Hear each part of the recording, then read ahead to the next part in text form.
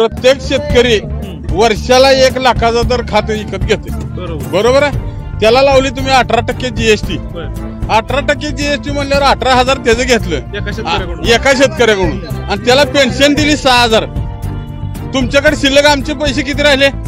12,000. आणि तुम्ही काय म्हणता आम्ही शेतकऱ्याला पेन्शन दिली? काय दिली? 18% जीएसटी म्हणल्यावर सर्वसामान्य शेतकरी 1 लाखाचा खात विकत घेतो का नाही? मग जीएसटी कशाला त्याला? पहिली होती का जीएसटी? सीएसटी होती का? काँग्रेसच्या काळात कधी होती का? शिवसेनेच्या काळात कधी होती का? ही बीजेपी आल्यावर का बरं लागलं असलं सगळं? बीजेपी शेतकऱ्यांच्या विरोधातलं सरकार असं वाटतंय का तुम्हाला? वाटतंय. मला सांगा, कार्यात कांदा निर्यात बंदी करायचं काय काम होतं यांचं? चालू होतं ना सगळं. काय कशामुळे उठसोळ आली यांना? कशामुळे केली कांदा निर्यात बंदी? शेतकऱ्याचं नुकसान केलं का चांगलं केलं? मालाला भाव येते त्याची निर्यात बंदी लगेच. मग काय उपयोग आहे त्या सरकारचं घेऊन? शेतकऱ्याची मातीच करावं लागली त्यांना. त्यामुळे परत काँग्रेसकडे दुधाला भाव नाही, गाईच्या दुधा काँग्रेस